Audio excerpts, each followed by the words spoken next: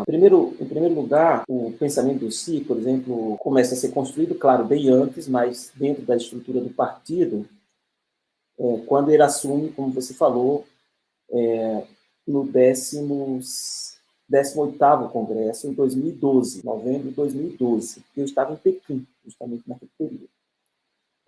É desenvolvido no 19º Congresso do Partido, 2017, e é incorporado na Constituição do partido.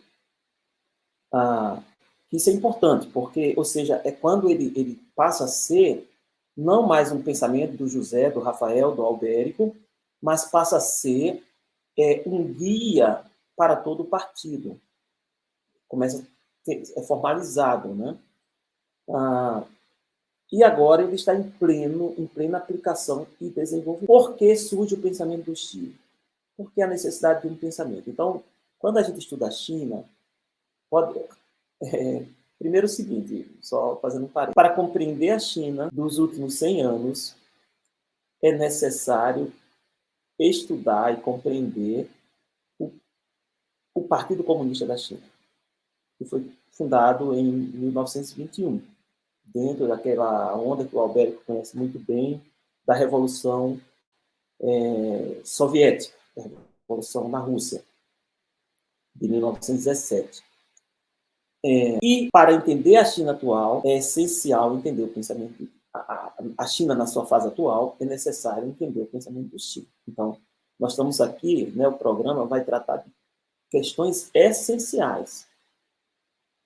Você pode estudar Confúcio, pode estudar a cultura, etc., mas para entender o funcionamento da sociedade, do Estado, etc., é necessário entender a história do partido, as lutas do partido, as dificuldades que ele enfrentou, como essas dificuldades foram superadas, se é que foram, né, quais foram, e qual é a etapa agora e por que surge o pensamento. Então, feito esse parênteses, este pensamento ele é resultado de uma constatação do método marxista de análise da China, usada pelo Partido Comunista da China, que é um aspecto que o método procura entender, que é a contradição principal da sociedade. Qual a principal contradição política? Porque se você identifica a principal contradição, em teoria, você foca os esforços para resolver esta contradição e superá-la, e automaticamente uma série de problemas que são decorrentes dessa contradição, eles são também resolvidos. Então, você não fica enxugando o gelo, né, com a mão ali, que está sempre a água saindo. Então, o que é que está gerando o gelo? Fecha ali o refrigerador, que vai estar resolvido aquele problema. Então, essa visão do método é aplicada aqui na China. Então, o Deng Xiaoping, que é anterior anterior no sentido de pensamento, de grandes soluções, né? ao Xi Jinping, claro que nós sabemos que teve o Hu Jintao, teve o Jiang Zemin, teve o Hu Jintao, mas eu estou no sentido de percepções de grandes problemas, vamos dizer. Ele chegou à seguinte constatação: olha, a principal contradição é que nós temos uma sociedade que está aí para comer, para vestir, etc., com as necessidades materiais, e nós temos as forças produtivas atrasadas, que não atendem a essa demanda para um bem-estar. É tipo assim, nós somos socialistas, mas socialista pobre. Não faz sentido. Né? Eu estou mastigando aqui o pensamento simplificando o pensamento do Deng Xiaoping, né? Então, qual é a tarefa? A tarefa é desenvolver as forças produtivas, produzir bens de consumo, desenvolver a sociedade. Aí, Rafael, você também estuda, sabe muito bem isso, é aquele plano que já tinha sido criado pelo Zhou Enlai das 4 modernizações. Né? a modernização das Forças Armadas, da defesa, né? A modernização da agricultura, a modernização da indústria, a modernização do campo, da agricultura e a modernização da ciência e tecnologia. Ou seja, o ideológico deixou de ser a questão central. É tanto que o Deng Xiaoping dizia, não importa se aquele país não tem nem relações com a China. Tem lá industriais, tem lá indústrias, tem pessoas querendo fazer negócio com a China, estão querendo trazer suas empresas para cá, sejam bem-vindos. Não vamos focar a ideologia, não vamos focar nessa parte, vamos focar na solução deste problema, que é as forças produtivas atrasadas. Porque sem uma riqueza material não se pode falar em socialismo. Ponto. O ouvinte aí mais especializado em China está percebendo que eu estou sendo bem breve e numa linguagem mais acessível para os não especialistas, né? Quando chega agora o Xi Jinping, ele diz, olha, a situação mudou. O problema não é mais a necessidade de por uma vida melhor, os anseios, etc. A primeira parte continua igual. A sociedade necessita de bens, etc, etc. Tudo bem. Mas a segunda parte, que é uma China atrasada no sentido de desenvolvimento das forças produtivas, isso não é mais realidade. Nós já estamos muito desenvolvidos. Pelo contrário, tem até excesso de produção, né? Tem uma série de elementos aí. A produção não é mais um problema. Qual é o problema? É que esta produção há um desequilíbrio. Então, esse desequilíbrio pode gerar vários problemas. E na minha leitura, o principal desequilíbrio é que era uma forma de pensar liberal, que a China deixou entrar, e que iria mudar o coração da própria China. A China iria continuar sendo China, só que sendo a China com pensamento liberal. Pela própria entrada nesses 30, 40 anos do Deng Xiaoping, que foi uma permissão tática, uma concessão tática. O Xi disse, vamos resolver isso agora, ou resolvemos, ou nós vamos perder a China mesmo, que ela vai continuar sendo China, mas não vai ser a China que nós queremos. Não vai ser a China com características chinesas, vai ser a China com características de Wall Street, vamos brincar assim. E aí, a percepção de que muda essa contradição principal, então o foco vai ser no desequilíbrio do desenvolvimento, que também uma forma sutil de abordar várias questões que, pouco a pouco, nós vamos desenvolvendo aqui, né? E aí, é por isso que o pensamento do Xi, ele ganha essa dimensão, porque o Xi percebeu que há uma nova contradição e que todo partido, toda a China, todo o povo precisa estar voltado para a solução dessa solução, que é o desequilíbrio causado pelo desenvolvimento. E como resolve isso? Com mais desenvolvimento, seguindo a linha do desenvolvimento. E aí, você sabe muito bem, Rafael, também, você tem aí até o livro do Xi Jinping, né? Tem o volume 1, 2, 3 e 4 em português, fazendo uma propagandazinha aqui. Você está com ele aí? Deixa eu pegar aqui para mostrar. O 4, eu e você, nós não participamos, mas o 1, 2 e 3, eu e você, nós participamos diretamente nesse processo de revisão, né? Enfim, para tentar expor de forma mais palatável ou precisa na língua portuguesa, né? As expressões políticas. Não é uma questão de só revisão e tradução, mas como encontrar a forma adequada de ser percebida o pensamento chinês, o pensamento do Xi, ser percebido também pelos leitores de língua portuguesa. Feito mais esses parênteses. Então, a percepção desta nova contradição é a essência para o surgimento do Xi e o pensamento do Xi ter atingido esse novo patamar. Aí, vou concluir, para a gente entrar na conversa, dizendo o seguinte, que na história do partido, nesses 100 anos, você tem pode observar, você tem o pensamento de Mao Tse-tung, o partido sempre fala, o pensamento do Mao Tse-tung. Você tem a teoria de Deng Xiaoping, que não é um pensamento interessante.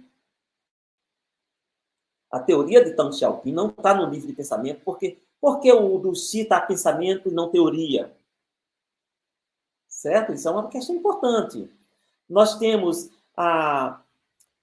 o pensamento, digamos assim, a questão da tríplice representatividade do Jiang Zemin, que, no fundo, o partido permitiu a entrada de empresários, que antes eram pessoas de origem operária, camponesas, enfim, a base... No partido, né? Entrada no partido. Permitiu no partido.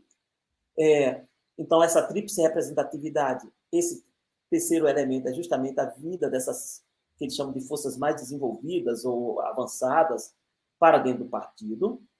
Aí, nós temos a teoria do desenvolvimento científico, do Hu Jintao, que já começa a perceber esse desequilíbrio, e nós temos agora o pensamento do Xi. Então, veja, os níveis são diferentes. No fundo, o pensamento do Xi se equipara ao pensamento do Mao, no sentido não que é comparável, porque o pensamento do Mao, a essência dele é porque ele descobre as leis da guerra nacional, né? E consegue unir o país, enfim, proclamar a república. O pensamento do Xi, então, dele decorre um conjunto de conceitos, de teorias, etc., etc., para enfrentar a situação atual e conduzir a China a esse processo de modernização socialista. Veja só, falamos de 4 modernizações, eram modernizações em áreas específicas. São 4, né? Da indústria, da agricultura, das Forças Armadas, e, enfim. E o último e da ciência e tecnologia. Agora não. Agora é um pensamento que aí entra a questão da diplomacia com características chinesas na nova era, que entra tudo. A própria razão da produção, da economia, como você mencionou aí, Rafael, não se pode olhar para a China com esses indicadores que você tem, que é usado para a economia ocidental. O Estado aqui está em primeiro lugar, e o partido foi que fez isso. Então, por isso também é muito difícil de você reproduzir isso que está aqui na China em estruturas sociais e políticas completamente diferentes. Por exemplo, o Brasil tem um regionalismo, os políticos regionais dominando, o Albérico é especialista nisso. Essas figuras aí históricas da política brasileira, no Sul, no Nordeste, etc. E dentro do próprio Estado, como o Estado do Rio Grande do Norte, você tem os caciques políticos, etc. Então, você tem ali, por exemplo, um aeroporto de São Paulo, o aeroporto ali de Guarulhos, de Congonhas, né? Não, Guarulhos, que é o grande. O aeroporto de Guarulhos, você não tinha metrô para o centro, ou você não tem um sistema de metrô, o PSDB, 20 e tantos anos no poder em São Paulo, que liga ali, Jundiaí, chega a Campinas, a terra do Rafael.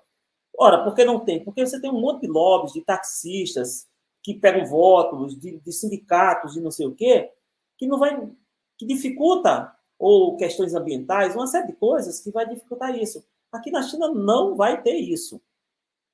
É tanto que as lideranças regionais, né, aqui onde eu estou, em Zhejiang, em 2003 a 2007, foi o Xi Jinping que foi o secretário-geral. O secretário-geral da província ele tem uma função, ele é maior do que o governador.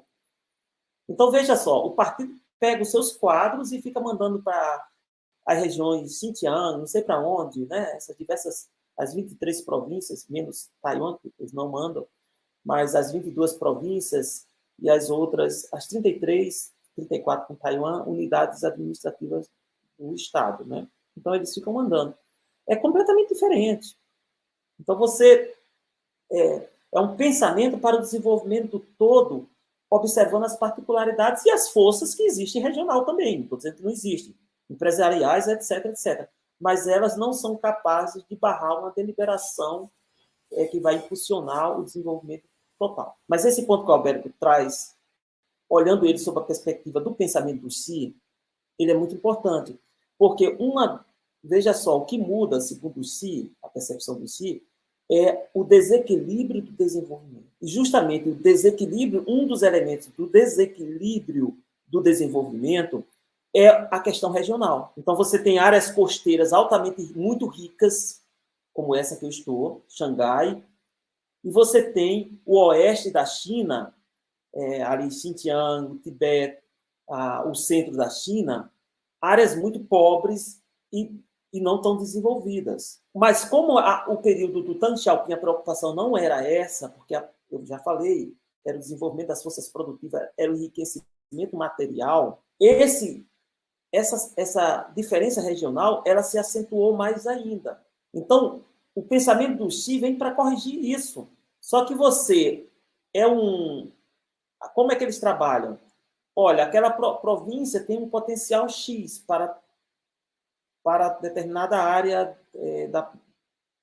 industrial ou agrícola. Por exemplo, o nordeste lá em cima, né, já perto ali da fronteira da Rússia, ali eles transformaram num celeiro de produção de grãos. E antes era só o sul, onde eu estou. Mas arroz, agora já produzem trigo lá. É essencial a questão da segurança alimentar, né, um país dessa dimensão. Você tem aquela região do oeste, então indústrias petroleiras, minerais, etc, etc. Eu não vou particularizar aqui, mas eu quero dizer que há uma percepção do potencial da região, mas por uma razão circunstancial não foi desenvolvida e agora vem com toda essa estrutura e todo esse capital e todo esse know-how que eles têm, intensificando esse desenvolvimento, a eliminação da pobreza, da extrema pobreza, em áreas altamente pobres, né? Mesmo assim, em topos das montanhas, por uma série de razões. Então, o partido leva a solução para isso. Claro que você continua tendo muito ricos, e no número, na China é maior do que nos Estados Unidos, mas comparado para a China ainda não é um número tão grande, e você tem pessoas com grandes dificuldades, mas você não tem, por exemplo, não tem uma pessoa sem roupa, miséria absoluta, ou pessoas sem comida, isso também é uma conquista. Mas o Alberto fala, é um país muito grande, né? Como encarar isso? Só que o fato do partido, apesar de ter as forças regionais, os interesses de grupos dentro, o fato do partido ter essa visão de país e atuar para o país facilita a implementação de determinadas estratégias de desenvolvimento. Na China, não. O desenvolvimento do país é pensado pelo partido. E não é só pensado, né? Por isso você vai ver um trem rápido que vai chegar numa região remota olha, mas não tem nem tanta gente para chegar aí. Não importa. Depois vai chegar, porque está percebendo a interligação, está percebendo o produtor que está produzindo até macaxeira no sul, mandioca, né? E que está lá mandando a gente compra aqui pelo aplicativo e vai chegar aqui em casa, acabei de comer. E beneficia esse sistema de interligação por rodovias, ferrovias, etc., e termina interligando o país inteiro. Então, isso é uma diferença, viu, Alberto? Então, a nova era está associada à mudança da contradição principal, e não a um tempo exato no calendário, na linha do tempo. E essa contradição principal é a do Deng Xiaoping, não é a do último presidente antes do Xi. Não, a do Deng Xiaoping, que estava até os últimos presidentes, continuaram, você enfatizou bem. No fundo, o Hu Jintao, o Jiang Zemin, o Hu Jintao era uma aplicação do pensamento... A reforma e abertura. Da reforma e abertura do Deng Xiaoping. E agora, essa nova era, então, é essa nova grande contradição que precisa ser resolvida. Isso no plano interno. No plano externo, também muda, porque você sai da China, um país atrasado, com pouca força internacional, para um grande país, como eles chamam.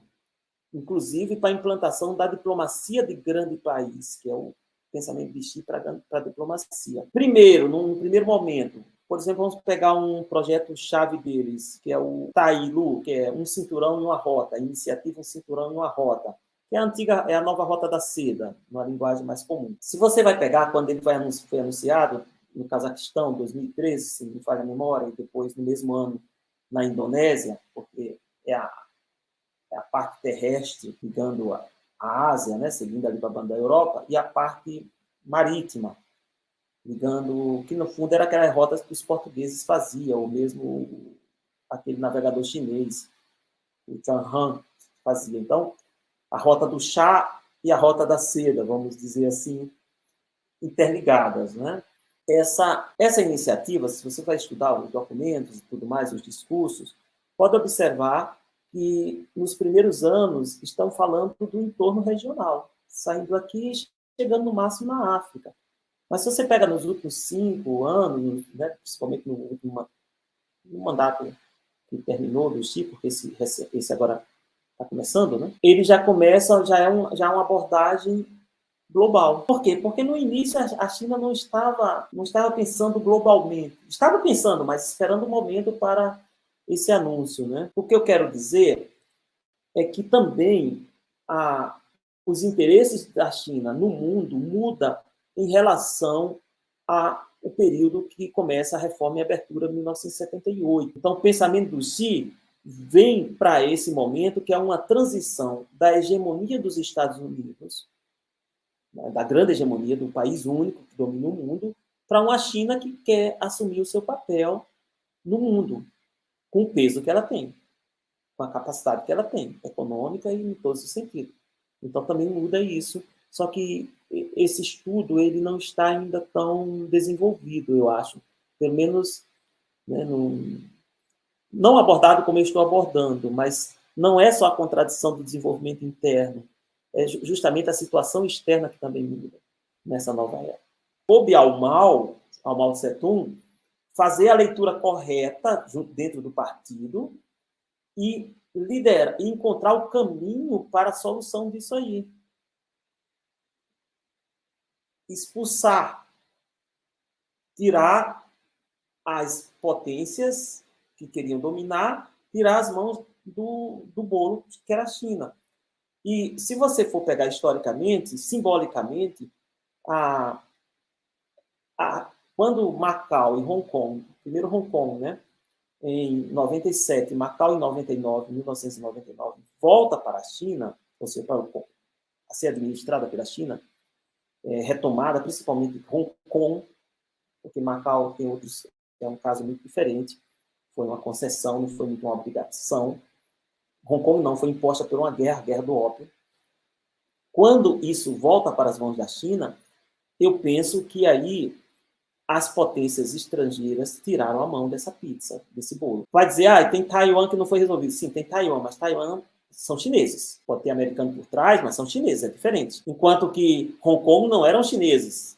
Era a rainha administrando o território de Hong Kong, é muito diferente. Na fase atual do pensamento do Xi, o que é importante aqui, essa abordagem do pensamento do Xi, nós não só temos isso, temos condições de cuidar do nosso território, ou seja, exercer a soberania, como também os interesses chineses, devido ao processo de globalização, eles estão em toda parte, cada vez mais em todos os lugares, e nós temos que cuidar disso também. E não só os interesses chineses, interesses particulares, materiais, de investimentos, etc., mas os interesses chineses no sentido do plano que a China, como a China vê o mundo, e como ela quer ajudar no ordenamento desse mundo, né? Que é um conceito, inclusive, criado pelo Xi, que é a criação de um futuro compartilhado para a humanidade. E essa palavra futuro, não gosto dessa tradução, porque quando a gente escuta isso na língua ocidental, português principalmente, ela dá uma ideia de uma coisa que não vai chegar. Então, e este pensamento, é importante isso, ele está atento, é uma forma de olhar globalmente. E recentemente, né, até mandei para o Albérico aí, para você também, né, Rafael? Eu escrevi um texto que ainda não foi publicado, está inédito, aonde eu estou falando das fontes constitutivas desse pensamento, porque eu penso que essa é uma chave para entender este pensamento, porque ele entra na dimensão cultural, civilizacional, né? Na questão do pensamento estratégico da ordenação do mundo, como eu acabei de falar, no desenvolvimento interno, aonde não necessariamente vai ser medido em PIB, em economia crescendo 10% ou 1%, 0%, mas se aquilo atinge os interesses, está na direção de maximizar a concretização dos interesses estratégicos. É isso.